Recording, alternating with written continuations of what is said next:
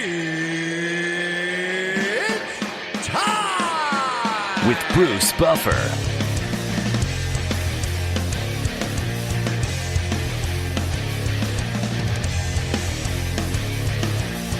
And now, it's time for the voice of mixed martial arts. We are live!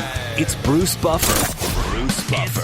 From the shores of Malibu where the waves are pumping, to the Great Wall of China, and back to the streets of Chicago, Illinois, where the UFC is coming. We are live. This is It's Time Radio, the show we talk about what you think about but may be afraid to voice. Do not worry, we will voice it for you. We talk about everything on It's Time. Sex, drugs, rock and roll, TV, film, UFC, politics, you name it, we got it. Lots to talk about today. A very special guest coming on the show, U.S. Army Ranger, reality TV personality Nicholas Irving. Really looking forward to our interview with him, and looking forward to saying hi to my co-host, TJ DeSantis. TJ, how was the week that was, and how are you today? Great, as always. Watched UFC on Saturday. Everything was wrapped up by noon on the West Coast here, so had a pretty productive and normal day beyond that. And, kind of a calm before the storm for me. You know what that's like. Did a few days here at home and then on the road back-to-back weeks. So savoring the normalcy, I guess you could call it. Awesome. Well, without further ado, I want to take a little break, and I want to bring on Nicholas Irving. There's so much to talk about with him, and news and stories, UFC news, everything. Heck of a show today, folks. Looking forward to this. Stay tuned. It's time for me to record for all the podcast listeners around the world a personalized championship audio or video introduction. Special offers now are available at brucebuffer.com, plus more personalized audios and videos for all special occasions such as weddings, birthdays, baby births, podcast intros, special business and corporate events, and much more. As your wish is my command. Check it out. Let me do them for you. Go to brucebuffer.com and send in your requests now. And now, a very special guest for the show this week, U.S. Army Ranger, reality TV personality, a man who's done a lot in his life, and we're going to talk about it. Let's bring on Nicholas Irving. Hi, Nick. How are you? Not at all. How are you? Very good. Thank you. I first and foremost, before anything and all we're going to talk about, I want to thank you for your service to our country, for all that you've done. We're going to inform the audience about it. But I'm very respectful of the military, my dad being a Marine and serving in World War II in Korea and growing up with very much awareness about the military. I'm very much a historian on past military throughout the history, whether it's hundreds of years ago or World War II. It's something I've always found fascinating. But most importantly, a warrior like you on the show, I want to thank you again, and let's get into it. How's that sound? Thank you. Sounds awesome. You got it. Very cool. So now you were a formal special operations sniper in the 3rd Ranger Battalion for the U.S. military. You've served. You've done a lot of things. We're going to go over a couple things there. You've also branched out, which I really admire and appreciate, your work in TV and upcoming potential film and your books. Just to give the audience a little bit more background before we start talking, you are the author of several books and several novels, one being The Reaper, which is the autobiography of one of the deadliest special ops snipers. That was a New York Times bestseller. Congratulations on that. Thank you. Also, your military career, during your military career, with a book, if I'm not mistaken, titled The War on Terrorism, correct? I have The Way of the Reaper. It's pretty much an autobiography, a follow-up to The Reaper. Gotcha. Well, let me jump in here, Bruce, because it's kind of an interesting story on how Nick got on the show. I went to Disney World, if you remember, a couple weeks ago, and I never read books, ever. And for whatever reason, I typed in shooting or long-range shooting or sniping or something into the Apple store before I got on the plane, and I downloaded The Reaper. And wow. I continued to read this book on the plane and then in every long line at Disney World, which is a very odd book of choice for the quote-unquote happiest place on earth. But why not? Yeah. And I was just blown away with Nick's story and his ability to tell the story. I have friends and family that have served, and a real good friend in high school was a Marine during Iraq, and he was over there, and he just doesn't talk about it. So it was kind of therapeutic for me to understand what my friend, not necessarily exactly Nick's story is a bit, one of a kind, but to understand the environment and the elements that people that I know, fairly intimately, some don't like to talk about. And Nick, I was just blown away by your story, man. It was really done well, and the way that you are able to be open about a lot of things, I found it really refreshing. You know what, Nick? I appreciate it. It was therapeutic on my end too. Many. I think it was 2 years to actually write that book, but I had a journal that started off before that I guess made its way for about a year prior to that. So 3 years total before that book actually hit the shelves and was known. It was a lot of long nights, a lot of tears, and a lot of contemplation on whether I should actually put this thing out or not. I can imagine the subject matter going through your head, the past experiences, what you wanted to include and not include. Going back to what TJ just said, which blows me away, to be honest, because I know he doesn't read books, because I came out with my own biography about 7 years ago. I don't think he's read that one. So you got one up on me, Nick. You got one up on me, and that's very impressive. Well, I'll read yours. Thank you. Much was standing in line at Disneyland with a title on the book, one of the deadliest special ops snipers. I need that picture. I got to have that picture somewhere. Nick, I respect your being, aside from everything, which I respect tremendously, being a sniper is something on a 6 degrees of separation I can respect highly. My brother, Brian Buffer, is a SWAT team leader and served 25 years on the police force. And he was a SWAT team sniper, aside from being a leader also. And one thing people have to understand is that not everybody can be a sniper. This takes a very, very special human being. I don't know if I'm correct on this, but I would venture to guess, just like the rifles you use, not every rifle is perfect for a sniper. I know that's the way it was back in World War II. I read all this about the Germans and how they tested their sniper rifles back then. But what is the statistic out of all the people that would enlist? Is there a statistic, for instance, like 1 out of 100 are capable of being a sniper and all that it takes, 1 out of 1,000? What does it come down to for something like that? Throughout the entire Army, I couldn't give you an exact figure, but for my unit in particular, the special operations side, when I was going through the selection process, there were about 85, 90-plus guys there. Out of those 85 guys, only 6 of us graduated, and including one more that was recycled. But so 7 out of those 80-plus guys actually graduated that. I joined the 3rd Ranger Battalion and did a few deployments, went on to become a sniper, and we had a class of about 30 guys, and only 14 of those guys made it through our own selection before going on to this mental evaluation, a long mental evaluation, talking to psychiatrists, make sure you're mentally stable to do this job, perform the job, because it's totally different from the job that I used to have as a machine gunner, an assaulter, kicking in doors, and engagements were typically around 20 feet to about 100, 300 yards. Things are, you're looking through a magnified lens, a scope at this point, and you can see the whites of someone's eyes and at some occasions. And it's just a totally different way of fighting. And went on to sniper school, and they had about a 70% dropout rate out of that entire school. So the odds of becoming a sniper are really slim. It's not all about shooting. I always say that shooting is only 10% of that. 10% of your job is being a surgeon with bullets. The other 90% is just watching, being an observer, being a good listener, and being a good reporter. And I would venture to guess that you need tremendous patience being a sniper. Oh, yeah. And what's the longest you ever held? As a kid, I was not a very patient child. Well, live and learn, of course. But oh yeah. What's the longest you ever had to sit in one spot waiting when you were not when you're training, when you were out there active, like position? Yeah, the longest operation was 5 days. The longest I've ever had to stay outside, just under 24 hours. I was pinned down for about 8 hours at one point, but that was totally different. That was just trying not to get shot and shooting back as best as I could. But I would say just under a day. 23-plus hours was the longest I had to stay sitting in one spot, prone. Right. And one thing people should understand, for those that haven't shot, even those that shot, I remember once my brother came home with a penny that he put a hole through the middle of at 100 yards with the sniper rifle, that's a pretty good shot. But that's a really good shot. Oh, yeah. A penny? You would have to do a penny. Put 5 rounds in a 1-inch circle at 100 yards, a football field away. I can't put that many holes in a 1-inch circle with a paper punch, let alone friggin' bullet. You'd be My surprised. It's actually it is tough. I think it's just aim small, miss small. That was the mindset I went in with. But my idol was Carlos Hathcock, so I pretty much emulated everything that I ever read about him and seen on a documentary film. Wow. Right.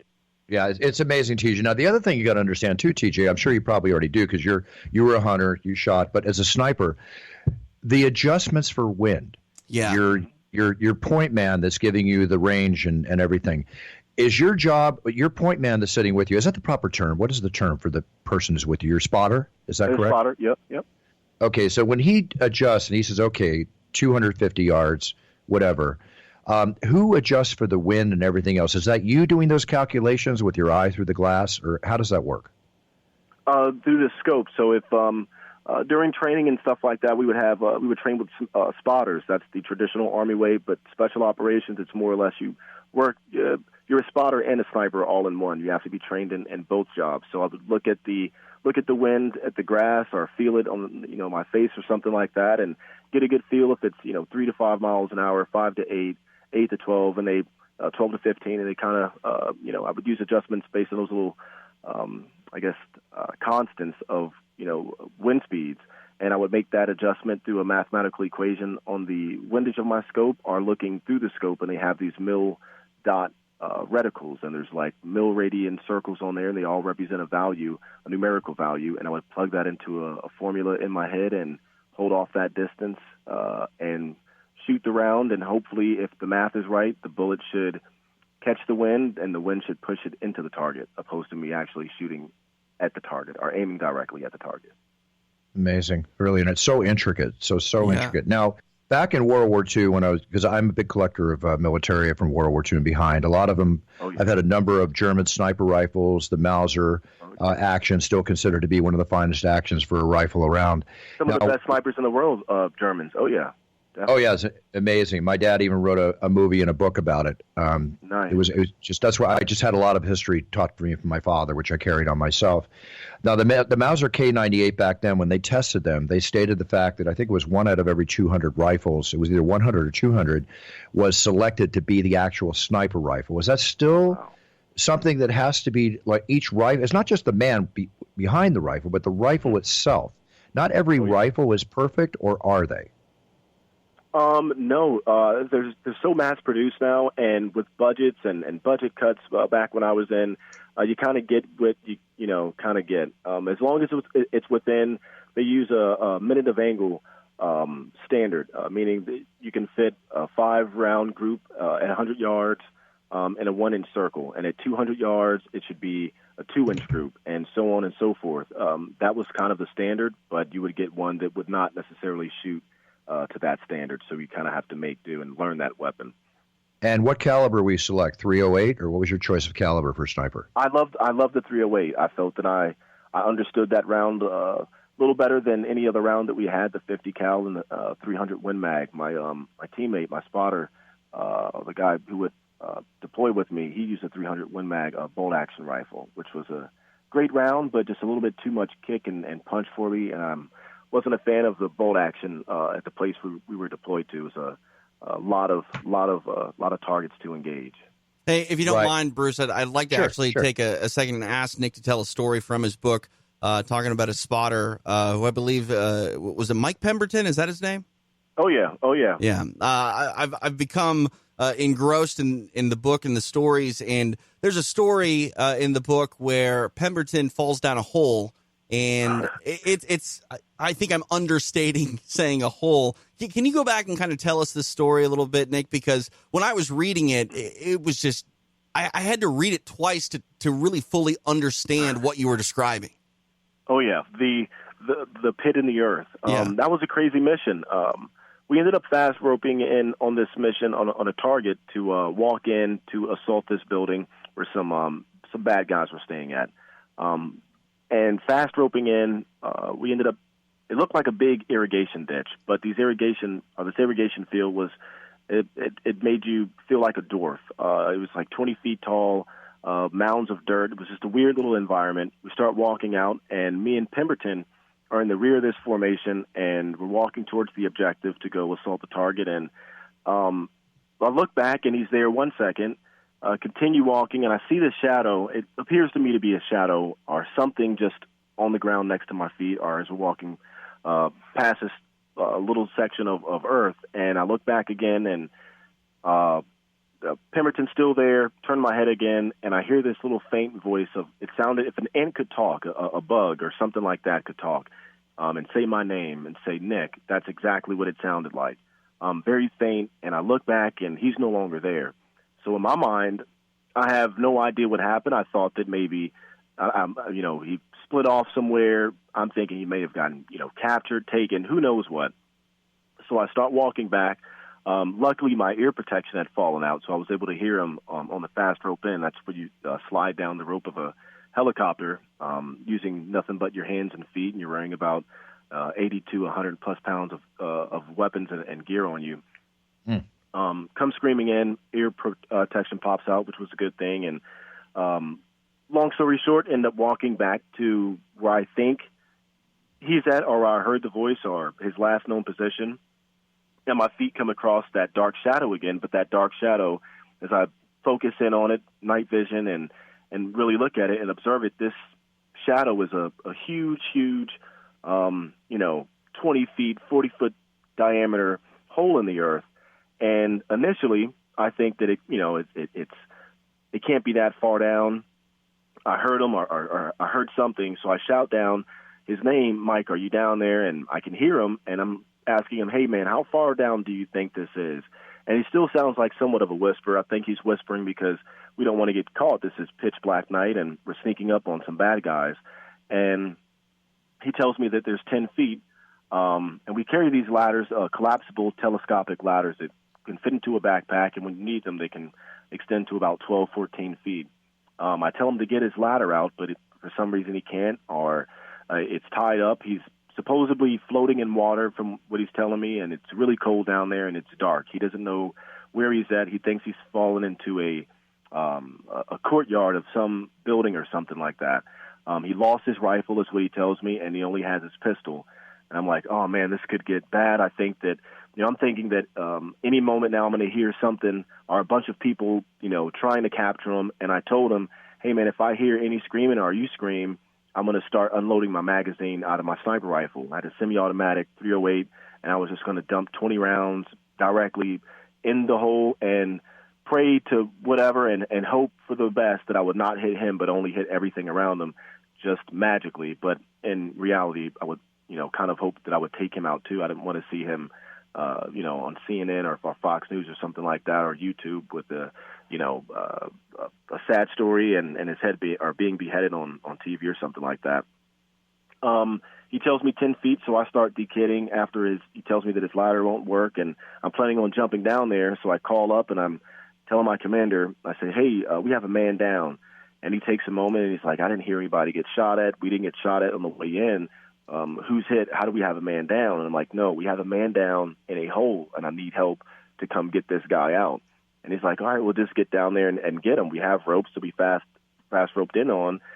Just hop down there and get him. He's going to send some security that I asked for so I could have somebody watch my back while the rest of the guys go to this objective and continue on with the mission. As this guy's coming in to assist me, give me some security, he pauses me before I'm taking this leap of faith out into this dark abyss. And he says, let me drop a chem light. Chem light is a light that you can snap and drop down into a dark environment. And it's just basically a glow-in-the-dark stick. Right. And after he drops that stick down, or the chem light down there, it kind of fades until it becomes a little faint little dot of light and continues to fall.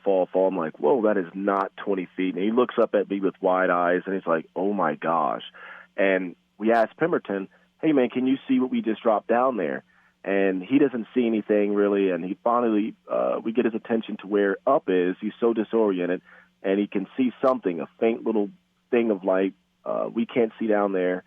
We ended up calling for extraction after we tried to bring this big rope back that weighed 100-plus pounds, and Twombly's trying to drag this rope back while I'm covering him with a sniper rifle, talking to Pemberton in this hole, who's now going through hypothermia because it's extremely cold down there, is what he's saying, and he's floating and holding on to something, a piece of wood or something, a ladder is what he says.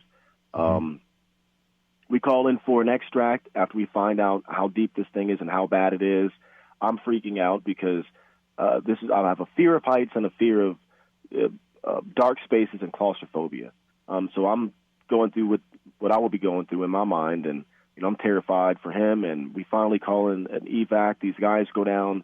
PJs, pararescue men from the Air Force, some of the baddest dudes on the planet, and they failed the first time. The rope was not long enough, and they had like a 40 or 70-something foot rope. I'm not too sure, and they had to fly back, get a different rope, come back down, and they ended up bringing in some scuba gear and stuff like that. They go down 70, 80-plus feet, finally find him. They didn't think he was going to live. They don't know how he lived. They get him out, and as his helicopter's hovering over top of me as they're dropping this rope down, I don't think they saw me laying right next to this big hole because they were, I looked up and they were hovering over top of me, and I'm thinking they're about to land to lower these guys in right on top of the hole, and the hurricane force winds underneath the Chinook helicopter start pushing me towards the hole, so I sprawl out like Spider-Man and start digging my fingers and boots into the ground before I, fall into this hole, and that was a one heck of an, experience to go through. But he finally, he gets out. I catch up with the rest of the guys, provide cover for him, and they blow open some doors, capture some guys, and we're still trying to collapse this hole because he has sensitive items that he left down there, weapons that had equipment that we didn't want the enemy to have, and stuff like that. So we dropped a few grenades.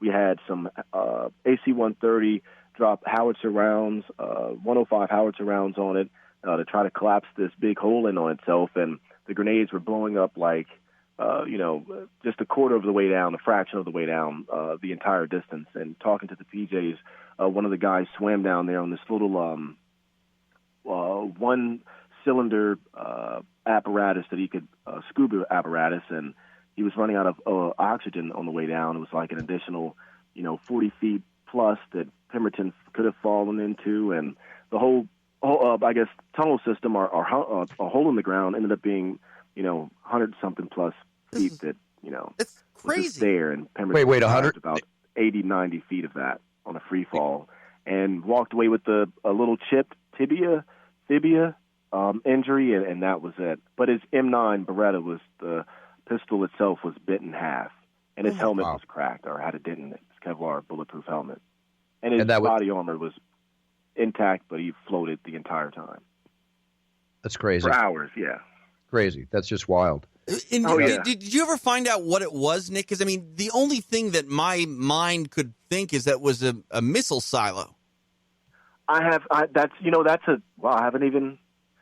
heard that one. That could be even more. I don't know. I have no idea. I think that would have to be one large missile, which missiles, I don't know. That's just I have no idea. No idea. That was a hole that I'm still trying to find on the map to this day. Right, yeah. Google Earth or something.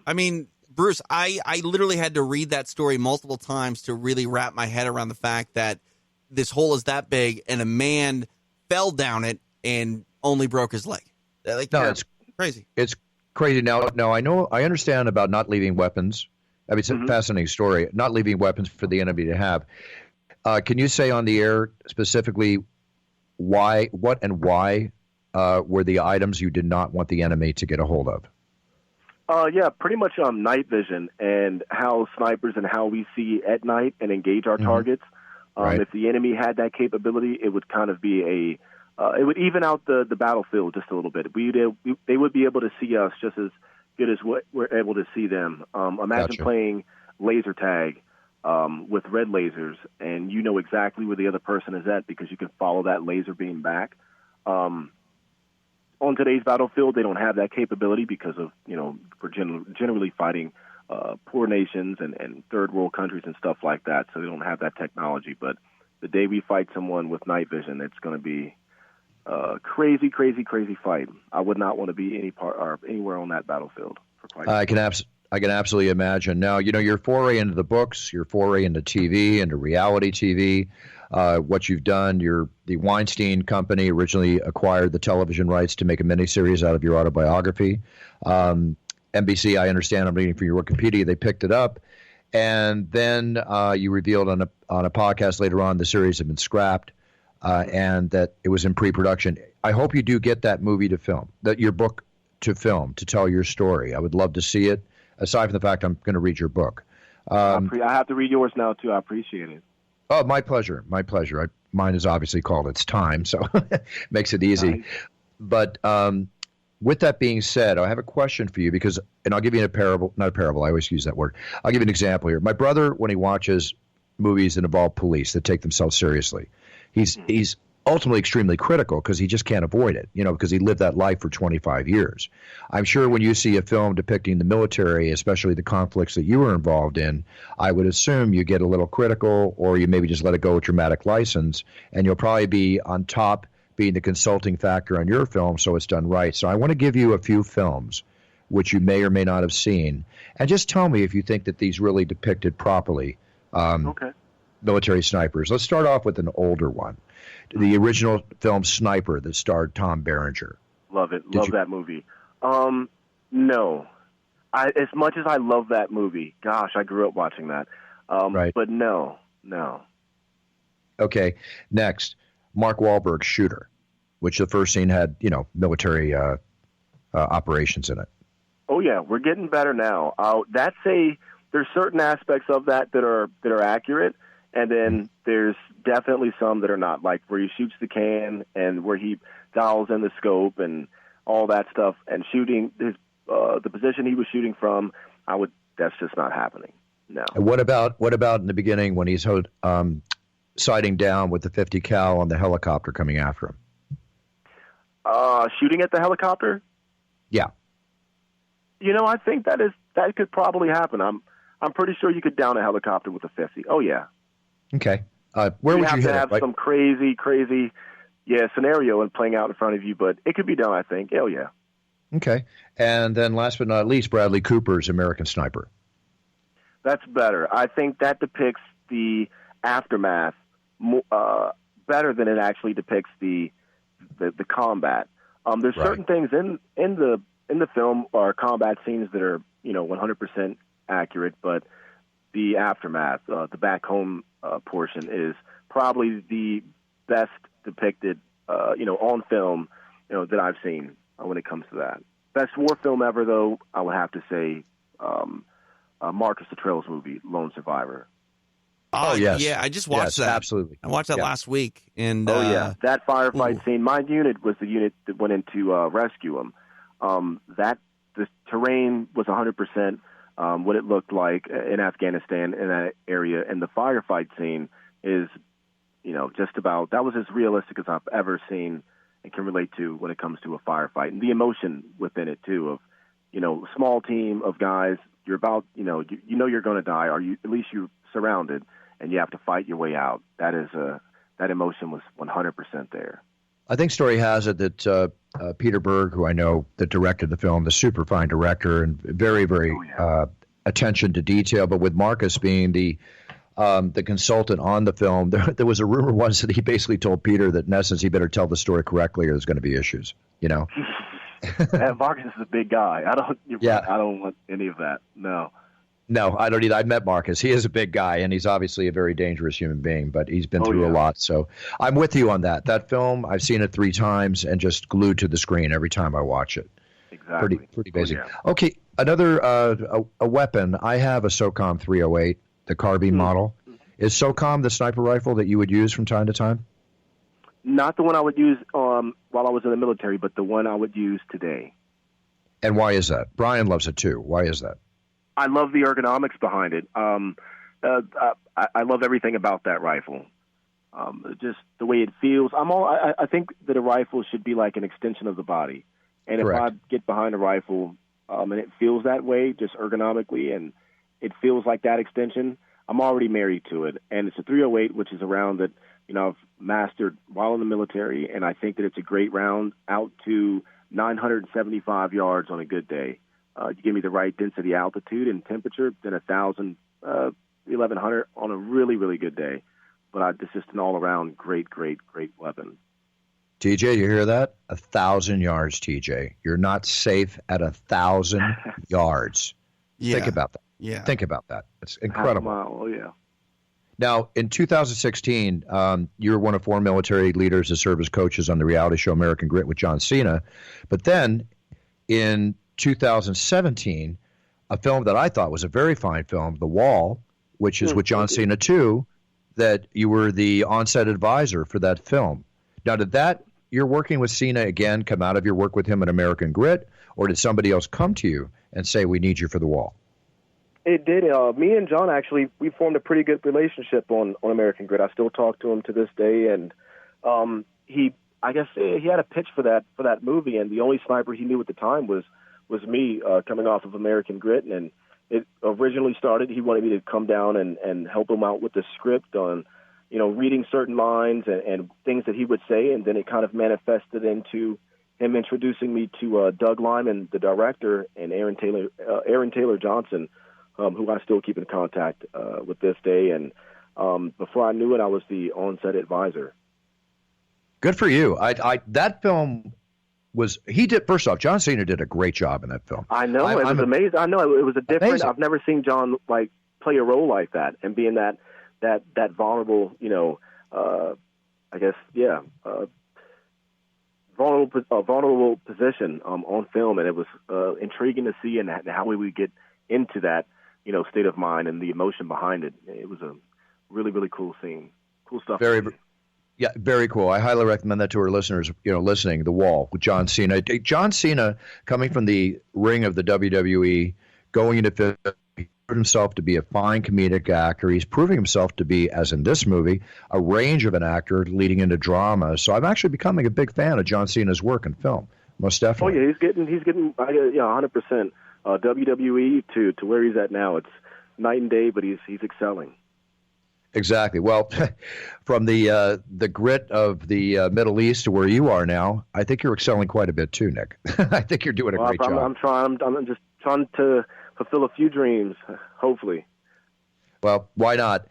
Listen, all respect, all praise for your service again to our great country, your service in your career and your future. I'm not saying goodbye to you right now. I just want to pay homage to what we're discussing, and I encourage people to read your book, The Reaper, the autobiography of one of the deadliest special ops snipers, which is a New York Times bestseller. I am going to be buying it on Amazon after this interview to read for myself. I get plenty of time to read on planes, and I'm going to eat this one up. I'm going to really look forward to reading this. How has no UFC fighter been called The Reaper, by the way? Unless I can't remember. No, it has. Who? No, yeah. Who? No one? The Reaper. It's the one who's fighting bare knuckle now from up north. The Ultimate Fighter guy. The Ultimate Fighter guy. Bare knuckle. I don't know. Give me a minute. I'll figure it out. Colored his hair red at one point. Came out. He's up from Chris Washington. Lieben? Yes, the Reaper Lieben. Isn't that his name? He's the Crippler. The Crippler. Oh, okay. So the Reaper yet. I don't know if UFC is for me. That's a brutal sport. I don't know. I love boxing. Just bring your SoCo. Oh, sorry. I forgot. They call Robert Whitaker the Reaper, but his real nickname is Bobby Knuckles. You don't get to pick your nickname. I'm sorry. I know he's all respect to the UFC's middleweight king, but I'm sorry. You don't get to pick your nickname. And Nick, you didn't give yourself the nickname the Reaper, right?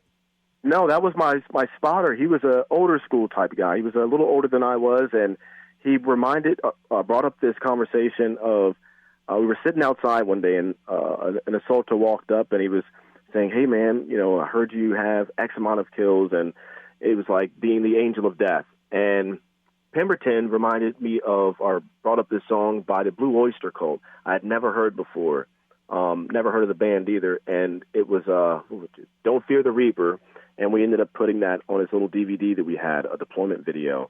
And in the background, we're playing "Baby Don't Fear the Reaper," and that's what the guys called me after that. How appropriate! You never heard that song? Great rock and roll song.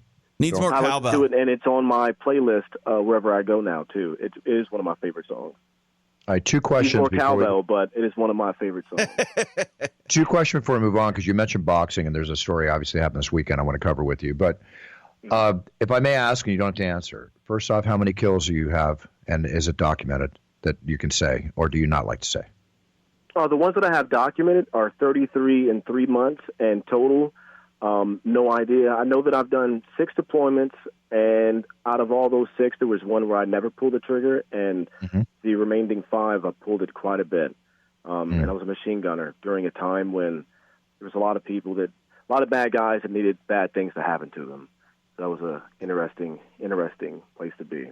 But I never really kept track during that time. It was only as a sniper. Good for you taking care of business with the bad guys, as I say. Watch out for the bad guys. Not making fun of that, just really just blown away. Now, do you personally ever suffer from any PTSD from all you went through? I did when I first got out. I guess that was a lot of trying to find myself and where I wanted to fit in with, society. I was 18 or 17 when I enlisted. I was 18 in my first deployment.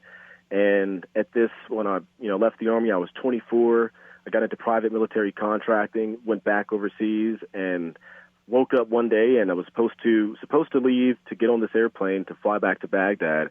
And I sat in the bed, and I just said, no, I'm not. I can't do it anymore. And had to figure out how I was going to, pay for a mortgage that, I just bought this, new house and a car note and all the things that come along with adulting, and no job. And the only thing I knew how to do at the time was, pull a trigger and perform a job. And school was not one of my strong sets at the time, and I had no idea where I was going to be at life. So it turned into this self-medication of a lot of bad things, and I found myself outside one day with a pistol and a round, and had a long talk with myself. And luckily that did not play out the way it, initially the thought in my head, and I decided to start writing a book. And I sat down with a few cases of beer and Jack Daniels, and I did not leave the computer room for quite some time, and I didn't sleep. And before I knew it, there was a journal of all the things that I had been through and things that were bothering me that had kind of, kept me up at night, and put it on paper and decided to self-publish it on this little small website. And that helped out a little bit, and went through a few more things, and that didn't really, pay for the bills. A few people only bought the book, and I woke up one day and there's a car that's missed. The car that was supposed to be there was no longer there, and I had a foreclosure, notice proceeding about to happen, and needed something to happen quick. So it was a long journey of being in a dark place like Pemberton was, but luckily I just kept fighting, and things worked out. I'm so happy they worked out. I definitely am. And again, much praise to you and respect. And I mean that so sincerely. Let's move on to a little bit on the boxing. And I'm not treating what you just said lightly, only because I just don't want to keep you on the phone too long here. As much as I'm enjoying listening to everything you're saying, we could talk for hours, I'm sure. You're a big boxing fan, is that correct? Oh, yes. As you saw this weekend, something happened reminding of when Buster Douglas beat Mike Tyson, when Cassius Clay, slayed Sonny Liston. We have Andy Ruiz coming in against Anthony Joshua, 24-1 underdog. Oh, and my gosh. And he took Joshua down. It was the highest odds in a boxing match, I think, since Buster Douglas at 42-1. Oh, wow. Against Mike Tyson. And to watch him, the speed that he fought with, probably made about $400,000, give or take, for that fight, while Joshua probably made in the area $3 to $5 million, give or take. Who knows? It'll come out. Now, Ruiz, I'm so happy to see, he's going to take care of his mom. He's going to make millions on his next fight. Joshua, not the biggest premier debut to a certain extent to American boxing fans, but he'll be back strong. So, did you watch that? I did. It's crazy, huh? Not only crazy, it was so unexpected. But it's also one of those life stories that I kind of, it's a feel-good story. It really is a feel-good story at the end of the day. I mean, it came down to the 7th round, and true heart, I think, really displayed. I think a lot of muscle memory actually displayed too. It's one of those things that the guy's been fighting, since he was a little kid, and pure heart and muscle memory, something that he's been doing for a little bit longer, paid out. And not just paid out in a small way, but geez, I mean, I would have probably quit after the second knockdown. Those hammers did not look polite one bit. It was so reminiscent of Rocky 1. Just there you go. Yeah, they're giving him that whole Rocky type feel to it with everything that happened. Another thing came out of it is Drake, the popular entertainer celebrity Drake. He was in Anthony Joshua's corner. Now they're calling it the Drake curse. I don't know if you've heard this or not, but I'll tell you why. Anthony Joshua lost to Ruiz with Drake in Anthony Joshua's corner, basically. Conor McGregor lost to Khabib Nurmagomedov with Drake in Conor McGregor's corner. He was on stage for the weigh-ins at that one. Sergio Aguero missed a penalty in the Champions League versus Spurs soccer game. Drake was with him. Serena Williams lost in the U.S. Open. Drake was supporting Serena. And the Kentucky Wildcats did not make the finals. Drake was supporting the Wildcats. So they're calling it now This is a Drake curse. It is a curse. It's the Drake curse. It's a curse. It is. Yeah. Crazy. Huh? Wow. I know. Wild. I think what? I would like to see. I don't know. I think that we'll see about the NBA Finals where they lead, where they tied right now. If this happens and Drake is there and Toronto seems to lose, then I'm going to go 100% with the Drake curse. When it comes to the boxing, I would like to see this. I would like to see Deontay Wilder fight. I was going to say Josh at first, but I take that 100% back. I don't know. I think that he still has a lot to be seen and tested in his in the heavyweight division. I'm not sure. I think it would be a good fight to see, though. Definitely a good fight to see. Are they? Aren't they just going to run it back, Bruce? Isn't that how it normally works? You pull off a huge upset like this, and you don't think there's going to be a rematch? There's got to be. Well, here's the thing. There's talk about there might have been a rematch clause in the contract, which means maybe another fight come towards the end of the year, but it hasn't been documented that I've been reading on the internet yet. And again, you've got Deontay Wilder in the background. The heavyweight division of boxing has actually become interesting because of the personalities involved for the first time in years. And now the rumor has it through some contacts I have, and don't quote me, okay? It's a rumor that Vladimir Klitschko is going to come back. Why will Vladimir Klitschko come back? Even coming off his dynamite performance in his last fight, that was a perfect time to retire. He'll come back because there's money. There's big money now in this game. Big money. And not that it never was before. He always made big money. But now boxing heavyweight is big money. There's, Anthony Joshua, who just took the big loss, Deontay Wilder, Tyson Fury. Geez, it's a power. Yeah, it's better than it was a few years ago, or for the last few years, when you just had one or two guys there. This is almost like reminiscent of close to the Tyson era, where there was Lennox Lewis and all those guys, Yeah, exactly. And for me, even though I'm working the same night as the boxing matches are happening, I got to watch it post, but I'm still a huge boxing fan. I love boxing, no question. Oh, yeah. Marcus of Queensbury rules. All right, a couple news stories we'll go through with you here, Nick. First up, UFC. We just got back. I just got back from Stockholm, Sweden. Alexander Gustafsson has announced his retirement. I know he's a successful farmer and does quite well for himself outside of fighting. TJ, I just got to say, I'm one of Alexander's biggest fans, always have been. One of the most polite, respectable UFC fighters to walk into the octagon. And I just want to commend him on his lifetime of fighting in the UFC. It was exciting out of action in Stockholm. I want to thank everybody in Stockholm, Sweden. Beautiful country, wonderful people, polite, great food, everything. Just a wonderful experience. Can't wait to go back. If we go back. You'll go back. You'll go back.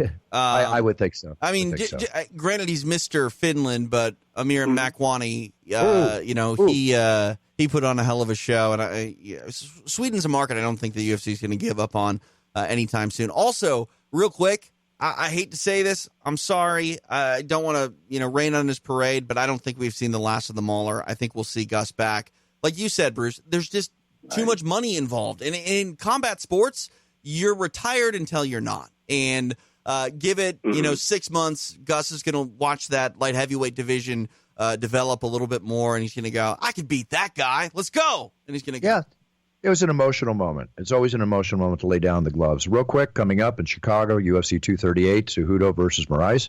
For the bantamweight title, which is now vacated due to TJ Dillashaw being out. The women's flyweight title, Jessica Ai and Valentina Shevchenko. And again, a fight that I think is the fight of the night, Donald Cerrone and Tony Ferguson. Oh, man. Can't wait. Yeah. Can't wait. Can't wait. Then we got Oh, go ahead. We tied Tuivasa coming back, always entertaining, coming off a loss against Blagory Ivanov. I'm not familiar with Blagoy. I don't know how to say his name perfectly yet. I will. Nina Ansaroff, Tatiana Suarez, Aljamain Sterling, Pedro Munoz. Need I say more? Ricardo Lamas, Calvin Cater. Cater? Right. And just cancel all your plans because Friday night Invicta FC is live on UFC Fight Pass, and you can hang out with me and Julie Kedzie as we watch some flyweights of our own as Deanna Bennett takes on Karina Rodriguez. So, a lot of combat sports coming up this weekend. But that UFC card, I was talking to Anik earlier, Bruce. I said it to him. I firmly believe it. International Fight Week is in July. They usually say one of the biggest cards of the year for that week. And don't get me wrong, 239 is a hell of a card. But 238, in my opinion, damn near rivals it. We have 2 titles on the line. You mentioned Ferguson and Cerrone. They could charge me $90 for this event, and I'd pay for it. You know what? They can charge me $90 to walk in the octagon and announce it. I'm going to pay for it. Are you kidding? I can't wait to see this. Nice. Can't wait. I'll pay to see myself on TV for this one. Jeez. All right. That being said, now let's talk about a little report UFC-wise. You're probably both aware of this. Yoel Romero was awarded $27.45 million in damages following a successful lawsuit for the tainted supplement he took. Let me just say this. We're all excited, and I am excited for him. I'd love to see him get his $27.45 million. What I want to tell our listening audience and those on the show with us today, meaning you two gentlemen, there is a big chance he won't see anything. Right. The reason why, it's a small company.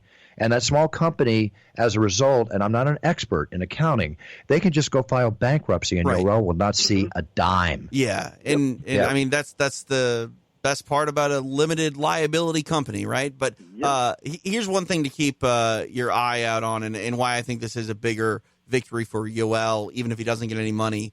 It's redemption. It's vindication. He tested positive.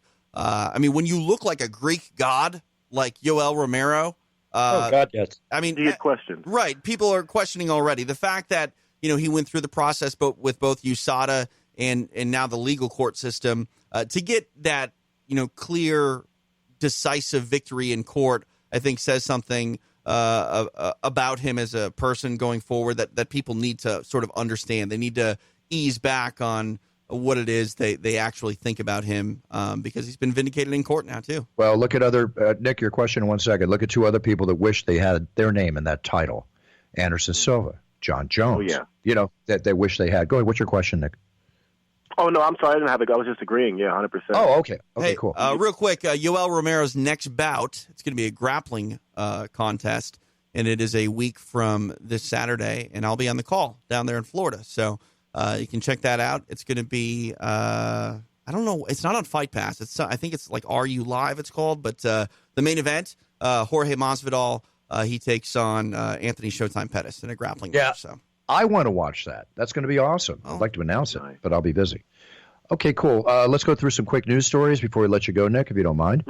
Sure. First off, boy, The Mule with Clint Eastwood. I don't know if you saw the film that just came out. Clint Eastwood at 85 years old, directing and acting and just doing an incredible job. I thought it was a very fine film. And then I read this weekend, a man dies on a plane.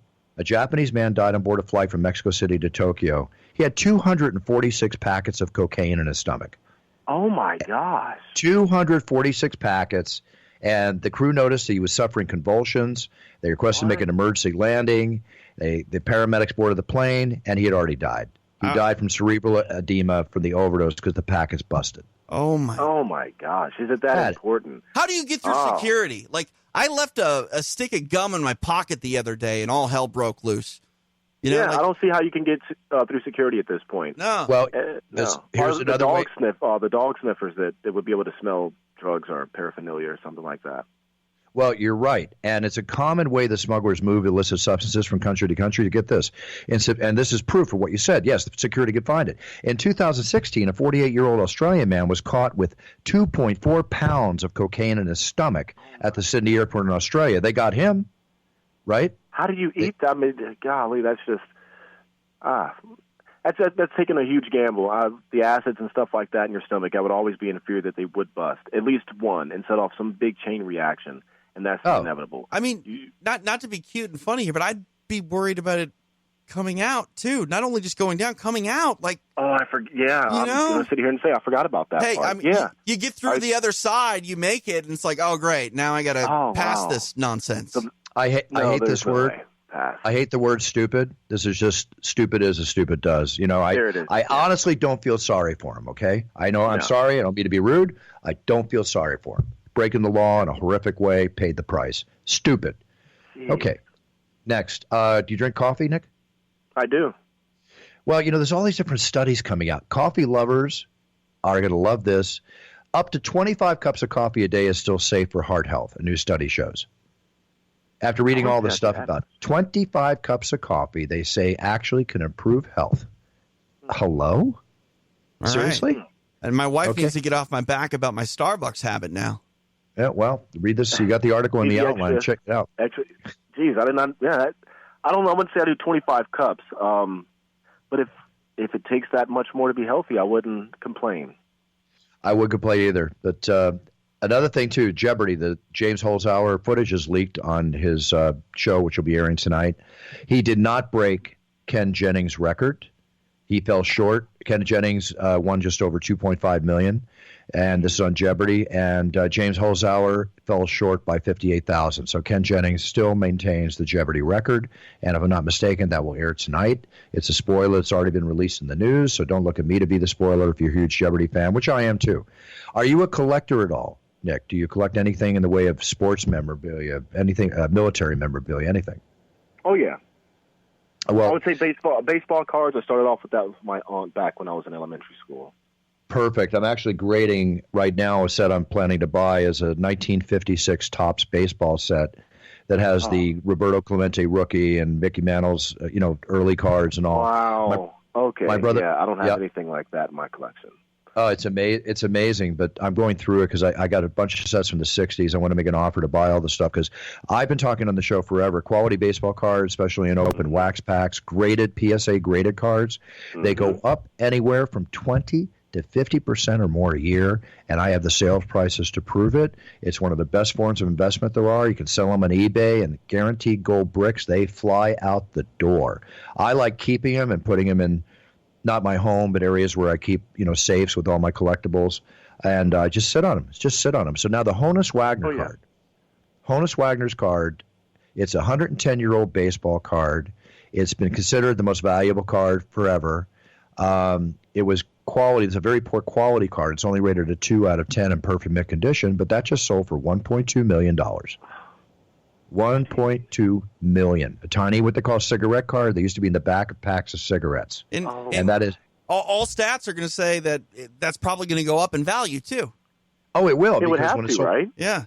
The previous owner paid... The previous owner made a few $100,000. So, it's already gone up every time. Absolutely. Now, we all hear these stories when people find stuff in drawers and everything else. An antique dealer in Scotland bought an ivory chessman for basically $6 in 1964, okay? He didn't have any idea that he took possession of one of the most famous chess pieces in the world. It stayed in his drawer for 55 years. The Lewis Warder, which is the name of the piece, now, after they found it, is going to fetch, this is a chess piece. It's going to fetch 1.3, a chess piece, $1.3 million. Sotheby's expects to receive $1.3 million for this chess piece. Oh, my goodness. Isn't that crazy? Check your attic. That's unreal. Yeah. Check your grandparents' attic. Check your parents' attic. I tell everybody, check all attics. Don't be an attic. Check the attic. Okay? All good. All right, guys. We're going to sign off here, but I want to talk about a feel-good story, something very important to me. I donated I do these championship introductions at brucebuffer.com. I do them in video. I do them in audio. And they're for people to get the feel of being introduced like a champion in the octagon in the cage before they walk out to do their fight. This young Irish lad named Rory, he's very young, under 10 years old, suffers from cerebral palsy. They were trying to raise money so his mother could buy him an accessible wheelchair van to drive him around. So I donated my services for it, and I sent him off. The person that won the championship intro, instead of for themselves, they asked me to do it for Rory, which I did. And I put a video on the internet, on my Instagram this weekend, of his reaction as he was listening to it.